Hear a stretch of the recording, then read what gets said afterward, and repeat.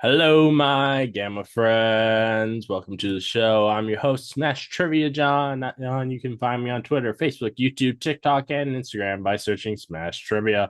I'll be the one with the big old green head in the profile picture. This is the Gamma analysis. It's basically I'm gonna review everything Hulk, all the movies, TV shows, and I also do random other geeky films. Hope you enjoy Smash Trivia Presents the Gamma analysis. You can also check out my other podcast, Creepy and Kooky, a Wednesday Adams podcast, where I discuss the Wednesday TV show and all things Adams family with my co-host Lilith, the librarian.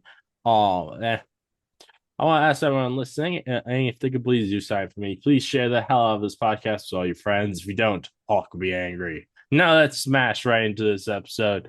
Today's episode is a review of The Incredible Hulk, Season 2, Episodes 15 and 16, titled Mystery Man, Parts 1 and 2, with Keith. How you doing, Keith?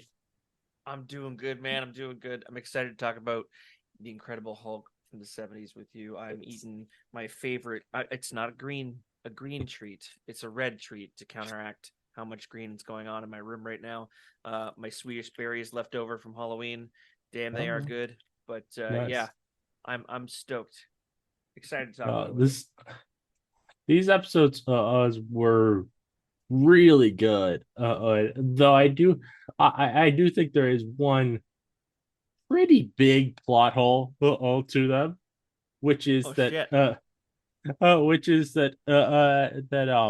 there was we saw David's face before they put on this stuff all over it to cover it up, and he's pretty clearly not covered in scars or R's or cuts or anything. So there really wasn't a need for him to be wearing that. True. True. There was what the hell? That's a good point. Because now I'm thinking, okay, the car crash happens, he Like, turns into the Hulk. You see his face right then and there. yeah, That's right funny. there, there you see it's a perfectly fine face, Ace, and then that the hospital, the doctor's like, oh, he had lots of lacerations all over his face. I'm like, we literally just saw his face. We know that he doesn't. Okay, I have a retcon for this. I have a way to fix this. If he, after transforming back into David, like was out in the car crash vicinity and then tripped, fell down a hill, landed on his face, and that's how they found him. Boom. Done. Fixed it. I just fixed the best Oh episode of yes, Hulk right. so far. So far. But outside of that, like these are really good episodes. I think I think they do a lot of good things for the show.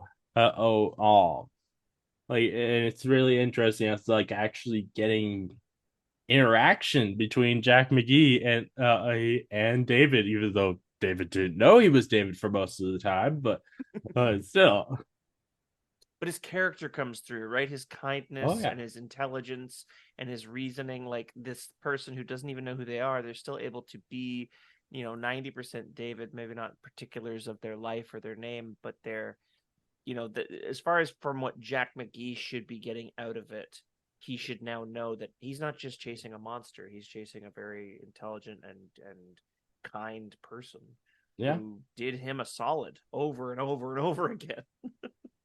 Oh yeah, like it's There's no mistaking him being a saving this force is anymore, like he thought he was. it's so interesting, like with this episode, these episodes, how this is the first time in the show that we've seen and for either Jack or David a bit of compassion for Hulk. Mm-hmm. Like that is really interesting to me.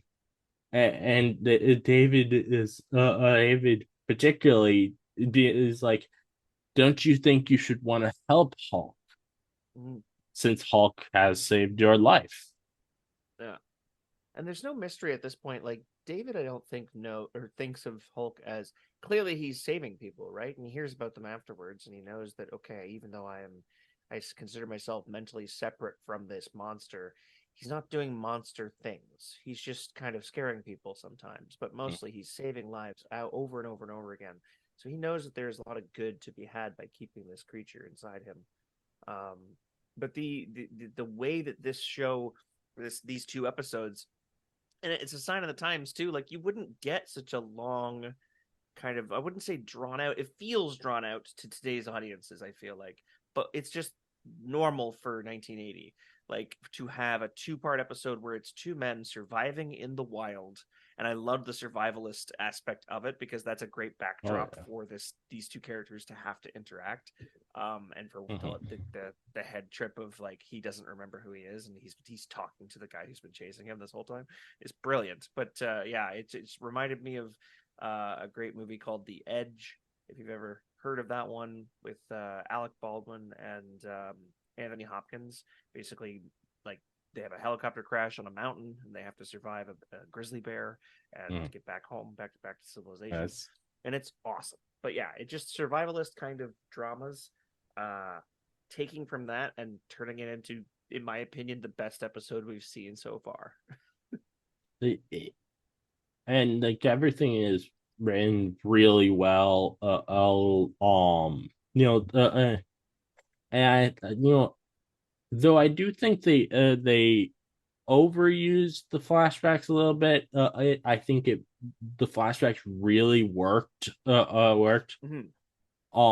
for this. I think like with like how much they used the flashbacks, it almost at times felt like it was a clip show. I was gonna say, it's like what a clever way to do a clip show, have it wrapped in such a Like, dramatic idea. yeah, But those families who would have been watching it at the time, they probably could have used that flashback set, oh right? yeah. Like they don't have the DVDs box set, I imagine. Um, Yeah. Oh, but yeah, like I think it was done really well. I think and really like gives us a lot of like where Jack's head is at about all this. mm-hmm. And I think Yeah, you that's see really that he's nice. like he's driven for so many reasons, and he had like David asks him, basically giving him a test. You know, what would you do if I was to? He starts out trying to rile him up to get him through the last stretch and save his life, essentially. But then he is essentially testing him, like, what would you do if I told you my secret? And he says, you know, I would it would mean all these great things for me as a journalist. I could finally stop, going from city to city and actually have a proper paper column that I could get back to and be respected, be a somebody. And it's like, okay, these things are something that I would want for Jack, but they are selfish things. And so the second he asks him, well, shouldn't you help out the Hulk? He's like, what happens to the Hulk? And he says, well, basically the whole circus, like the whole media circus, and they'll bleed him dry. And that sounds like he failed his test, and David's still willing to save the shit out of him. So Mm-hmm. that's Oh yeah. So I do think like I feel like I hope that they actually like follow up on this as the show goes on, but like I feel like when when Jack realizes that the person he's with is who turns into the Hulk, yeah. I think that you would think would push him to be more like um more compassionate about Hulk and be like, I'm gonna change a bit of how I'm going about this. Mm-hmm. Is if like when he's yelling for him at the end, and he's like John, it it doesn't feel like he's like just angry that his story is going away. He Mm-hmm. cares about him. Mm-hmm. He's made a friend in this, and it's what I kind of like about. I respect the fact that they have an episode like this so pivotal in the Jack and David relationship going forward, but they don't reveal everything. They don't. It's not as though we're now going, okay, the full secret is out, and now Jack is he's completely aware that David is alive and it is David that is the Hulk. No, he knows a lot more than he did before this episode, but I think what they can build toward now, and they probably do, I don't know, um, they are building toward a moment where Jack has the opportunity to turn him in and doesn't. And I think that will probably be where Hopefully, they go. But leave it that dramatic pivot for another episode. That's what I'm excited that they did here. hopefully, but like the way that the show has felt previously before these episodes, I don't trust that they will. Really? You Yeah, don't I think that don't. they'll make? They're making. You I don't feel they're I making like it Jack out to doesn't. be like a hero in this? Yeah, I think that in this episode, these episodes, yes, but the with the way that the show has been, where it feels so stagnant most of the time, I don't know if we'll ever get that and I wouldn't be surprised if after this episode they go back to it's just he's going after the Hulk and David is just trying to find a cure to stop him from being the Hulk. And oh They do one step forward, two steps back, quite a yeah, bit. and You're I'm right. just like I these are really good episodes, but I just don't trust that they're going to follow up on them well. Mm-hmm. No, that's fair. I mean, to me, it felt like this was an episode that they were building toward, and maybe every season has something like this. But I'm looking ahead and I'm seeing there aren't any other, like season three does not have a two-parter. You know what I mean? So it is interesting. It might not happen again. It's There is a and two-parter or a couple of two-parters in season four, but if it goes back to Monster of the Week or Crisis of the Week, and we don't really see any more progression for these two, that does feel like too few and far between. mhm.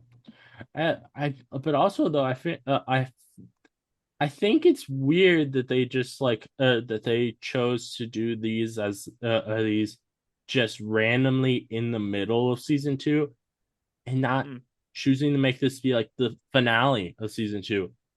The actual finale of season two on IMDb sounds like it's just a standard episode. yeah. David Brennan and inadvertently joins up with a modern day Bonnie and Clyde who blows up gas stations in a bid to avenge the death of the male's father. Like that does not sound like a season finale. I wonder if it was a sweep thing where meant more during this period, and maybe they had episodes that they could shuffle which, around because of them not being so narratively eh, tied. Usually, there's no which progression for a lot of them. which I remember we felt the same way with the at the end of season one on there was an episode that felt like a big deal before the finale, but then the finale was just a normal episode. Could have gone anywhere. Yeah, Like I know what you mean. I think that's interesting. Now at least though the next episode that we'll be reviewing, The Disciple, does actually follow up on something since it has him returning to Lee Sung the martial arts master Mm-hmm. who he had helping him in a previous episode. The And Lee Song's only been in one other episode. It wasn't Yeah, two. I Okay, think there just was making just sure. one. Yeah. But taking these out of the series, these are like just really good episodes. Yeah, I've really enjoyed watching them. I think one thing I think is funny with these episodes. Um, do you think that their first campfire is what caused the whole forest fire?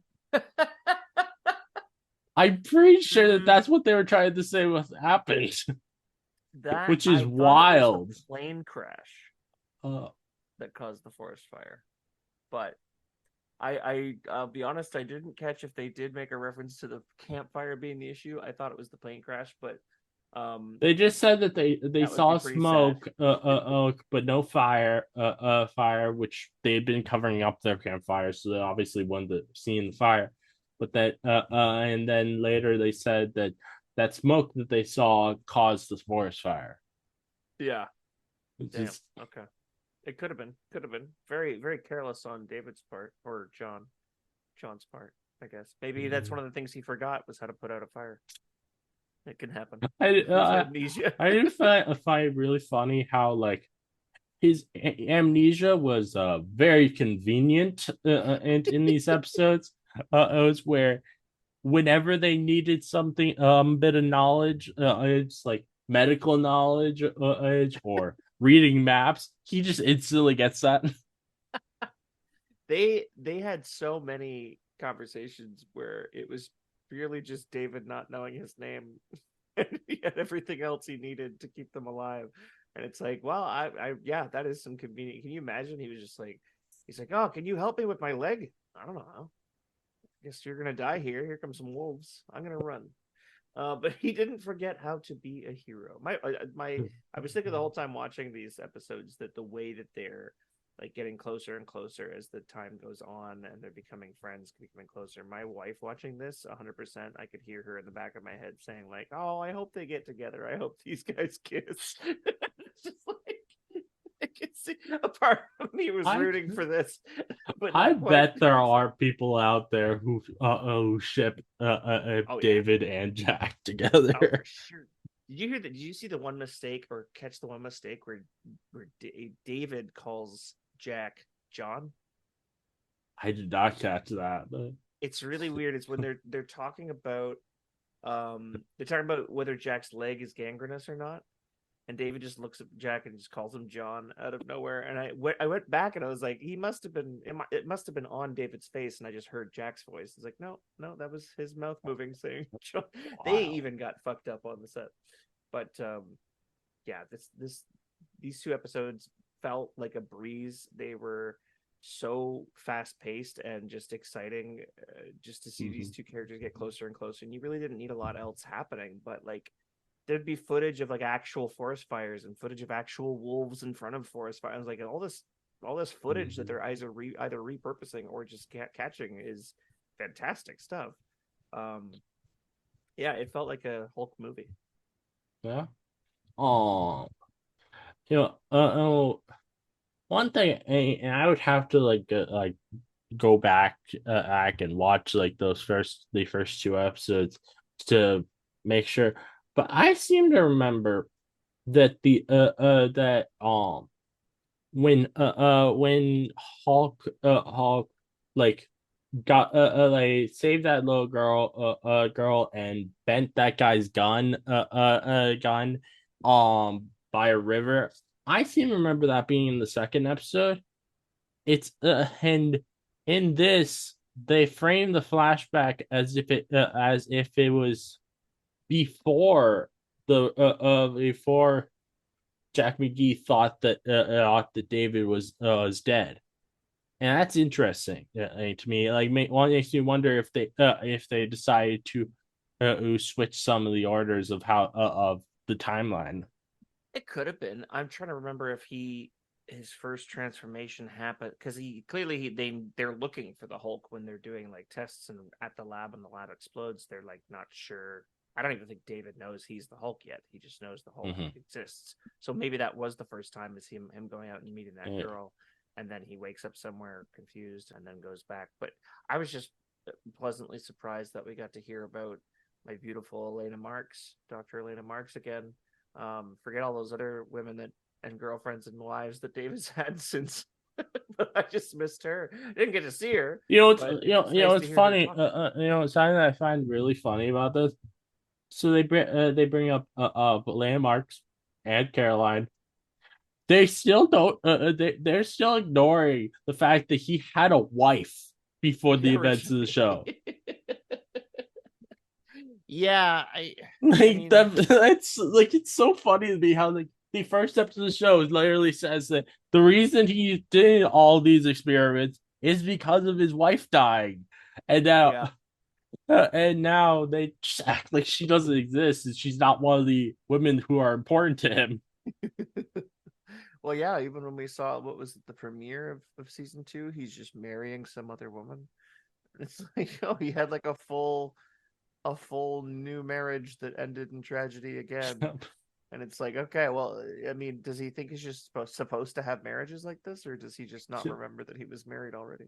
Yeah, it is weird. And if her name's not Betty Ross, it's almost like, okay, well, we don't really care that much. He needed some reason to work on his adrenaline.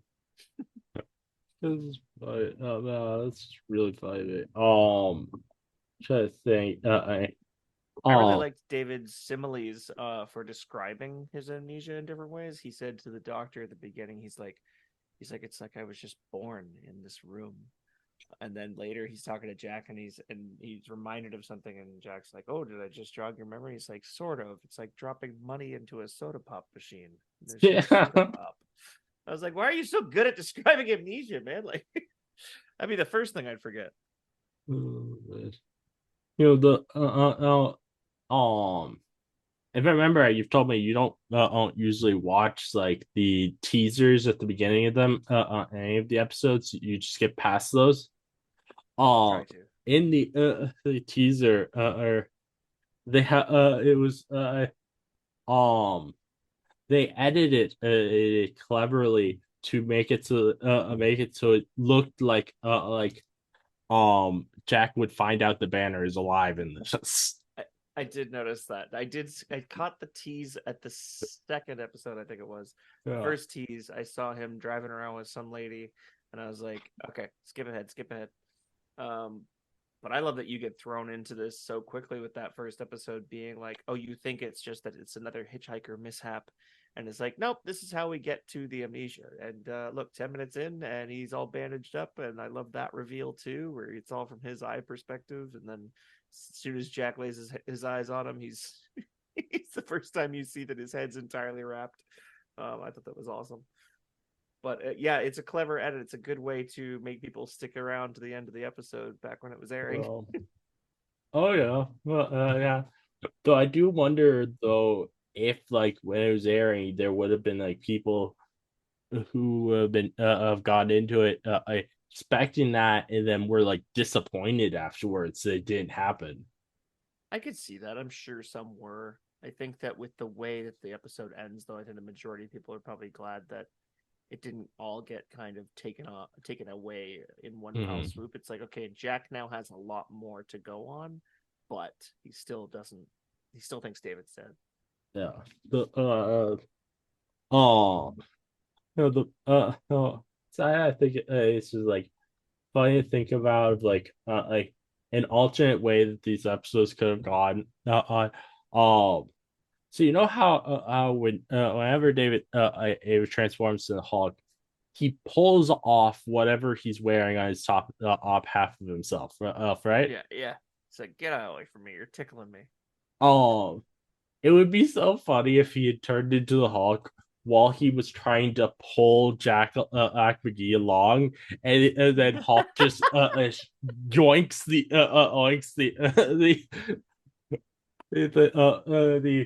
pulley system, Yeah, the harness sending thing, and Jack sending goes Jack sit on the cliff. flying, Yeah, he eats him. His sled goes which flying off a which is cliff. something that I feel like could easily have happened because I cannot imagine it is there's anywhere where David was not getting frustrated having to pull a whole person in almost 40 miles. I was thinking the whole time, I'm like, damn, David doesn't even need the Hulk. He's got so much stamina. My God. Yeah, the Hulk would have definitely come in handy in a lot of places in this episode, or these two episodes. But I'm glad that he popped up when he did and just made it the best. It's just really good writing. I just really enjoyed that. I feel like they put a lot more effort into this one than most, and Mm-hmm. it showed.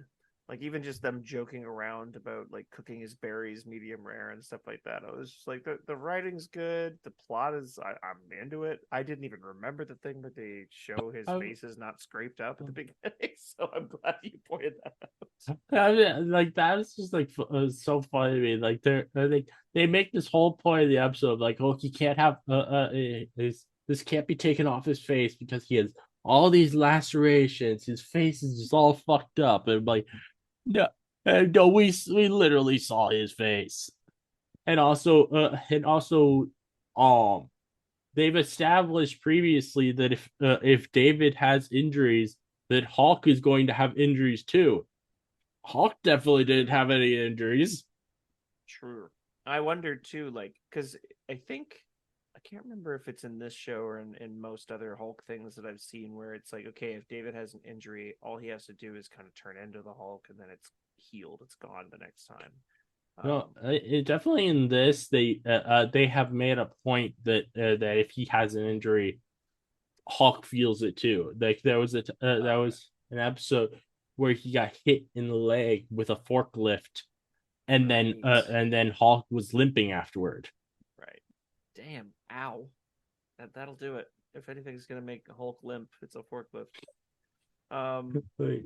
yeah, I wonder if it was to do with the sensor. I wonder if they had done the car crash scene. He had scrapes all over, cuts all over his face, and maybe the sensor was like, "This is too graphic or something. You need to dial it back." And then they were like, "Well, we have this other version where there's no cuts on his face, so let's just use that. We'll just pretend there's cuts." I guess. Although, like, speaking of like matureness, is with the episode. Um, this is one of the only episodes I think we've seen where somebody actually dies in them because the plane pilot died. Right. I most episodes, there's no deaths, True. True. Damn. Well, when you which can't be having they can't get nearly as close emotionally to the point where they almost kiss if there's a third wheel hanging out.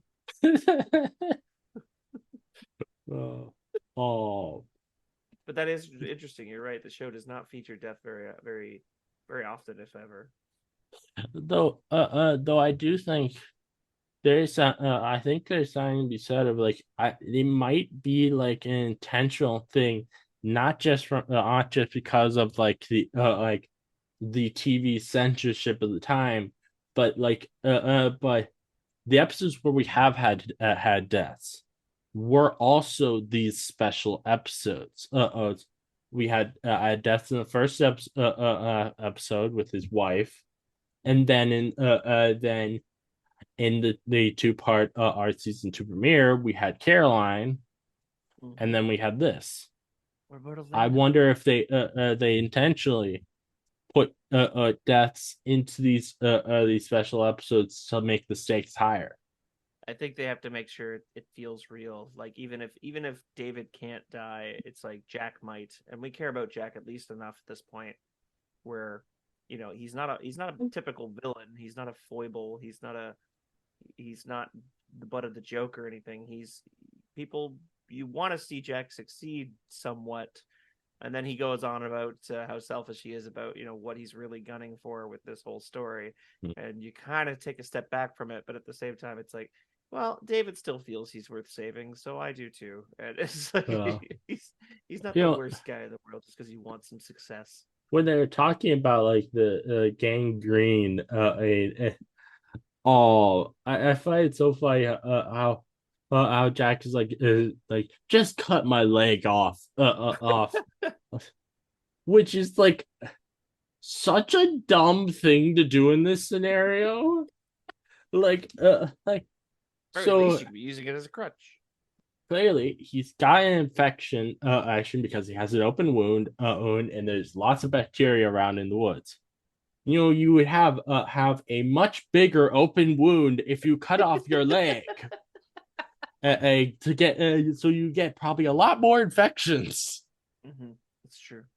You cauterize a wound in a clean facility. You don't do it in the woods with some campfire stumps and just hope for the best. It's true. Very true. Like that would I feel like that would make him be so much worse off if they cut him off his leg. 100%. What did you think of the scene where David finally recognizes his face in the water? Good use of flashbacks there Oh too, yeah. but like that got me choked up a little bit. I was a little surprised Uh, by how much just seeing Bill Bixby teared up and like going through all these old episodes and like him remembering himself. That was moving. It was a good job. oh yeah. There's great acting in these episodes and it seems.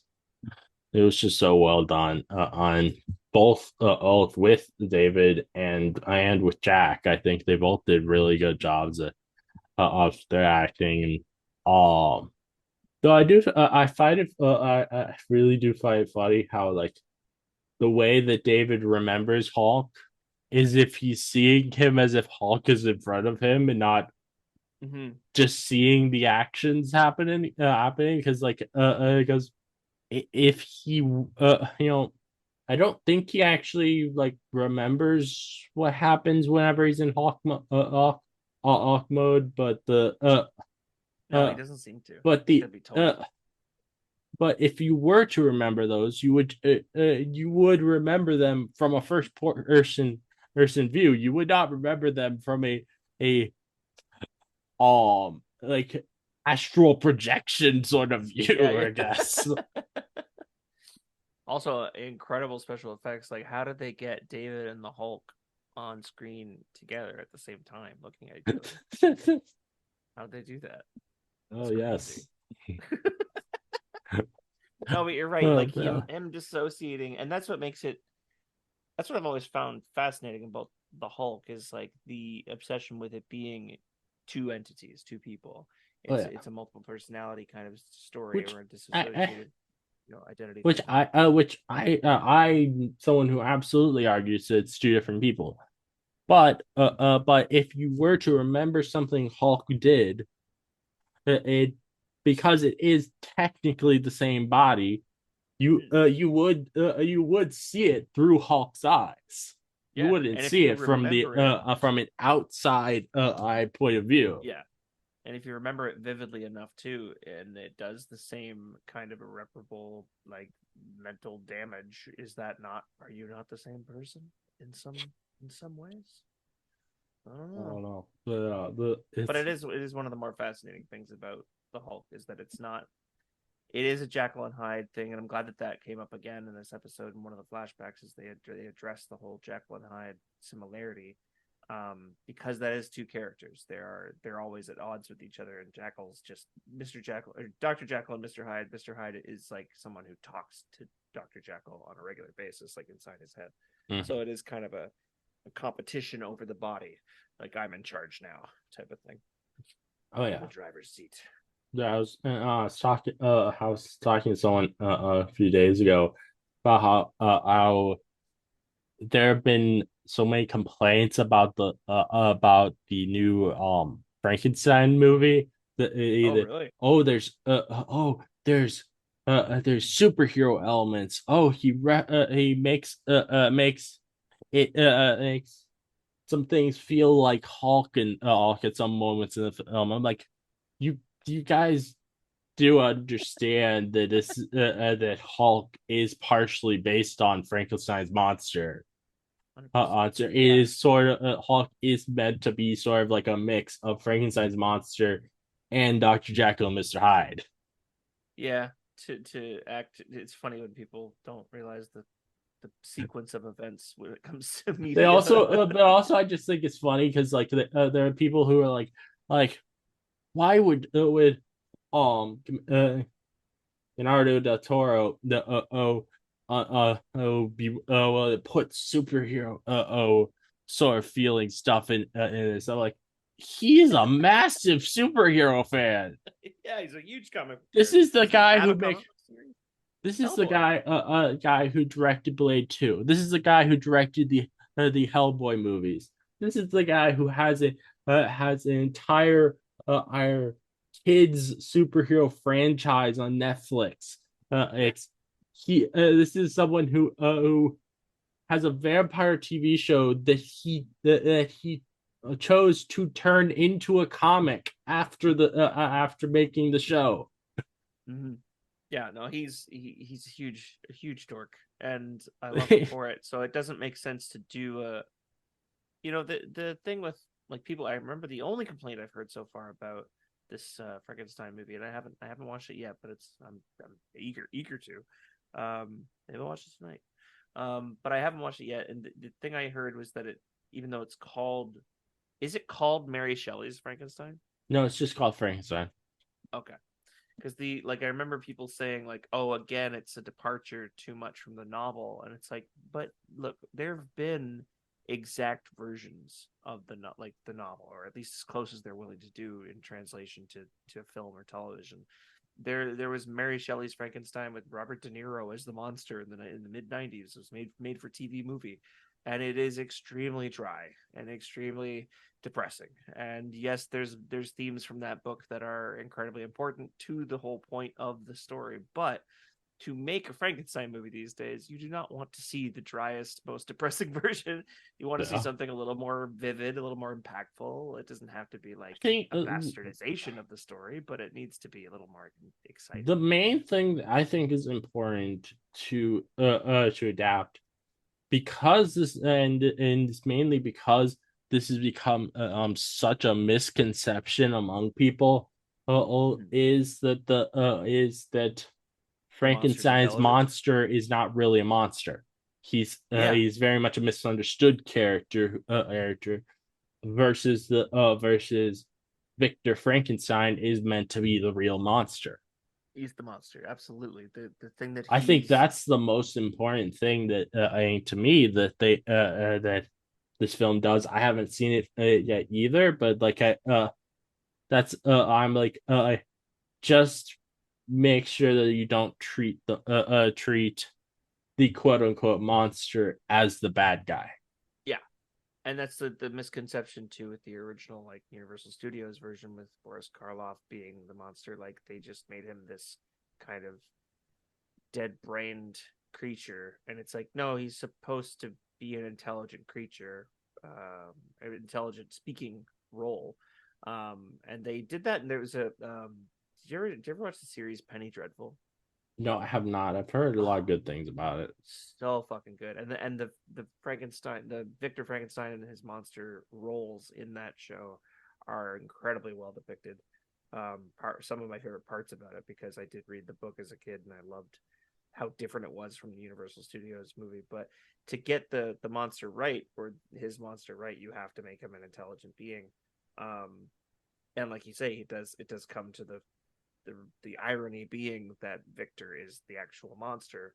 Um, that's kind of what I want for Lou Ferrigno's Frankenstein, or Lou Ferrigno's Hulk. To be honest, is to be given more intelligence, and you see this peacefulness with him, and this calmness, and this gentleness with certain beings and animals and things like that. But he doesn't talk much, and I would love to see Yeah, I some version, even if it's in a dream sequence or something, have him speak with David now before this series is done.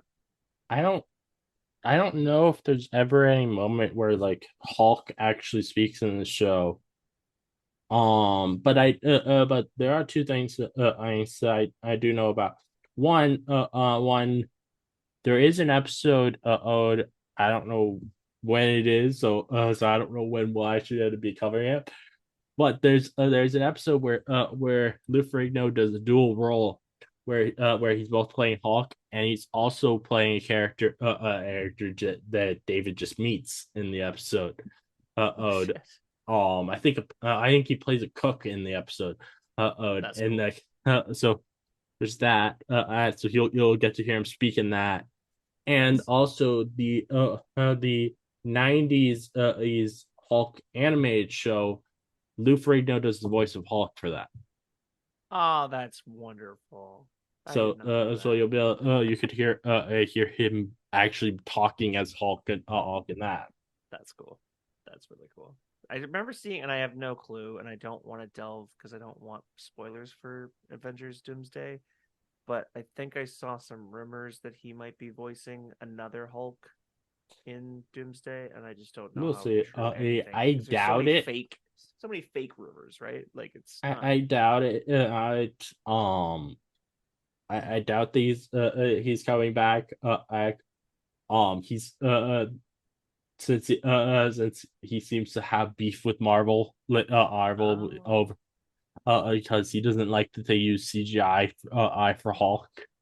Um, that and I recently found out he is a Trump supporter. oh no, oh dear. Yes, that Oh, sucks. okay. That does suck. I'm sorry to hear that, man. Though, though I don't know if that actually would be sign that that would deter Marvel from bringing it back, seeing as they do have Marvel supporters who are Trump supporters who are in the film. Like Beast is played by a Trump supporter. Tossed salad and scrambled eggs, man. I'm currently rewatching Frasier one by little episode at a time with my wife because she never grew up watching it, and it is so important for me to separate Kelsey Grammer from Frasier because of how much I love that sitcom growing up. Yeah. But it does suck that Kelsey Grammer is that up his own ass. Mm-hmm. But that's a shame. I do see. This is the thing. I don't know. Okay, so Facebook news. That's not dependable. But Yeah, no. apparently, someone's saying or claiming Facebook that might be Lou the Ferrigno, worst place to get information.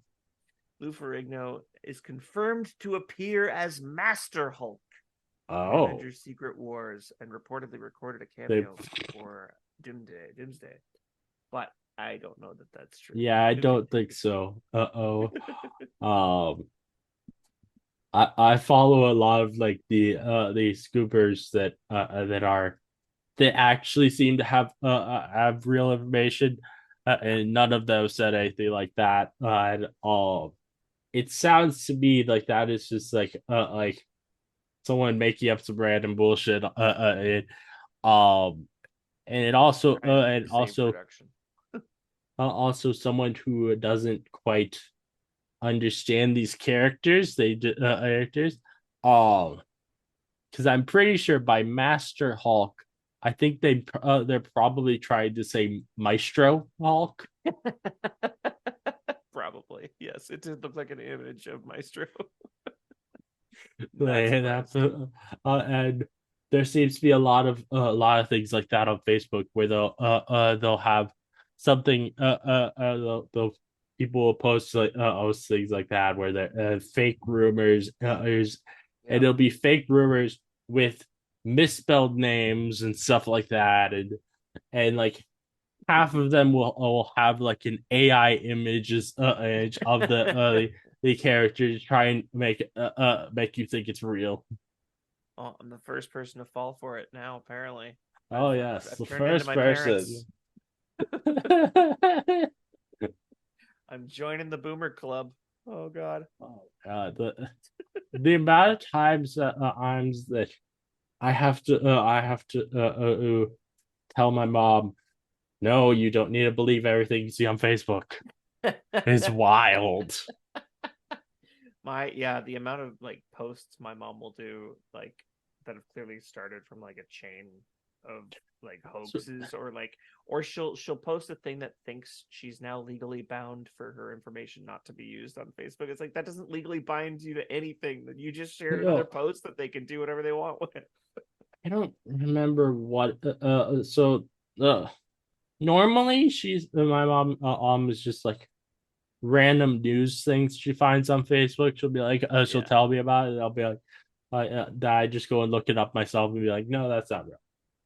Real. And she's like, okay. But there is occasionally where she does get like caught by like fake movie news news and TV show news and I'll immediately be like I immediately realize it's fake because I'm like I would have known before her or about any kind of news. It was for movies. I, but whenever that happens, I try to tell her, and she puts her foot into the ground, and be like, "No, this is real." She just wants so badly to believe that what she's read is real. Well, she's I like, get "Why would I they get the lie to urge. me?" Yeah, yeah. And that's the thing. It's so hard to wrap our heads around, or at least it's we don't want to assume that social media or people out there in general are just looking to lie, but it's like there's always a strange, but there is a reason why lying to you is profitable for them. Yep. And it's just got you just got to kind of dissect it for a second, figure out what that reason is, and then it's like, oh yes, it's as obvious. Of course they'd want to lie. Usually it's money. or algorithm Mhm. grifting. Yeah. Which also is leading to money. Yes, exactly. Yeah. Yeah, it's maybe not money Um, this second, but it's somewhere down the line. They're securing their future. yeah. I remember there was one thing I saw on Facebook that I thought was hilarious. Is back at this was like back in February. Um, that someone put did a post saying that Netflix strikes jaw-dropping $800 million deal for star-studded comedy series featuring Jim Carrey and Adam Sandler. There's no like I immediately knew that was fake because I'm like, if that were real, that would be everywhere. There Yeah, would be nobody in the world who would have not heard of it. It wouldn't be this is just true. a random Facebook post. Also, I don't think they would ever drop that much money just for two actors. It's true.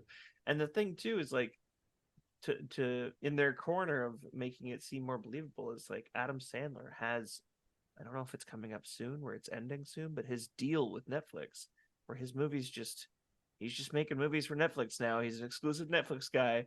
It's like to turn Jim Carrey into that as well. I don't know that we need that. I don't want that.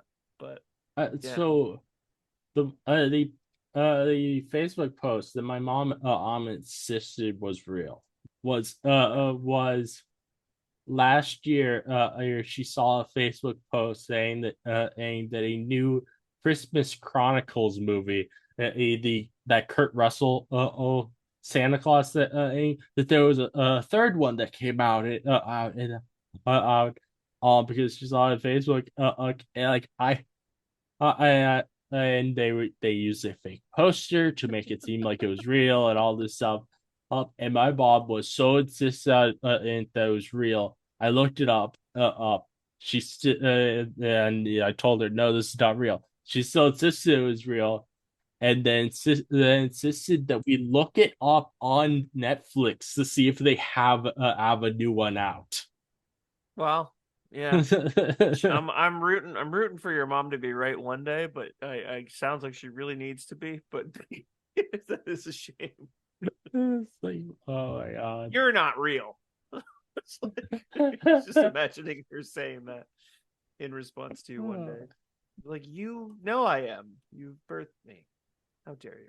Yeah, the real to non-real, like I've had to tell my mom to stop sending me like AI art videos or AI, not even AI art, but like there'll be like this cutified version of a cat and it's like laughing like a baby and I'm like, Mhm.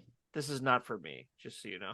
She just keeps sending me videos like that. I'm like, this is This off-putting. This is is this is upsetting to look at. yeah. And then now She she put it. sends me just funny cat videos. And I'm like, okay, see, these cats are real. I can I tell. remember a few months ago there was um this very clearly AI video of a monkey dancing that she put up of just she was like, oh, people need a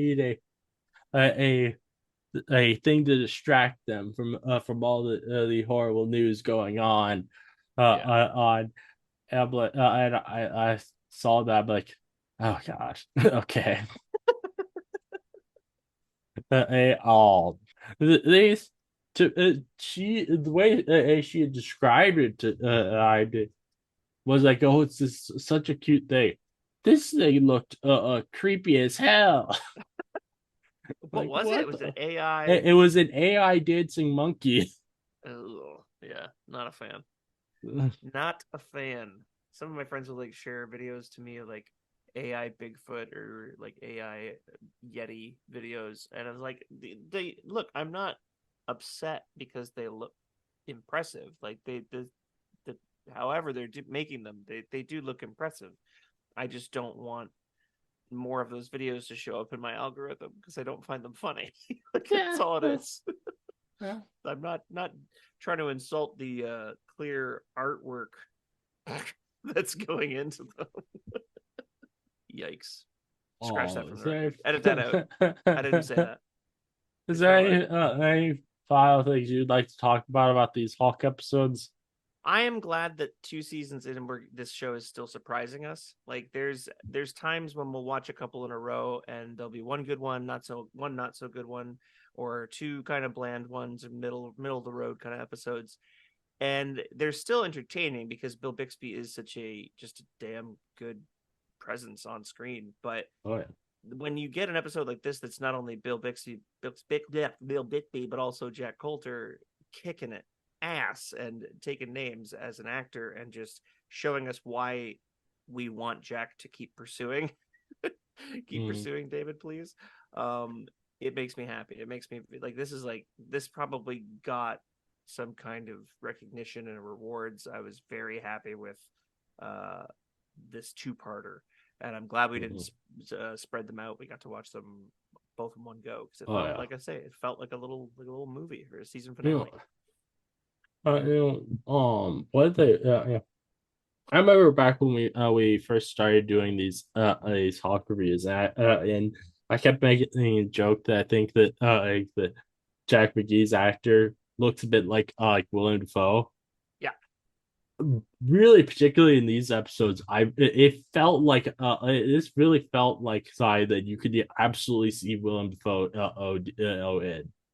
Yes, 100%. And he makes me think of Willem Dafoe specifically from uh American Psycho, where he's playing the detective that's investigating Patrick Bateman because he is so charming, and he's like he's the only thing that is really that's really causing David like sleepless nights and like having to duck behind water coolers and stuff. So it's kind of like the perfect foil to keep after him. So yeah, I think Willem Dafoe would be a perfect cast if they were to redo it, say in the 2000s or something. Oh, I think that's everything to say about these Hawk episodes. So I'm wind this down. Any just final words you'd like to say as we end this off? I appreciate you having me on to do this again. I love talking Hulk with you, and between uh, finishing up a fairly disappointing season finale of Peacemaker, and then binge watching Love Is Blind season 9 with Emmy last week, I'm very happy to be talking about some Hulk, some Marvel. It's definitely these episodes are more entertaining than that season finale Peacemaker. Yeah, yeah, yeah. These two It episodes alone was was like, yeah, that finale was unfortunate. well, no, oh, thank you everyone for listening. If you like this game analysis, please give a 5-star review on Apple Podcasts or a 5-star rating on Spotify. I love to hear your thoughts on the episodes. Please let me know. If you'd like to listen more from me, please subscribe. Many more game analysis from me coming, so keep on the lookout. See you as your host, Master John, signing off.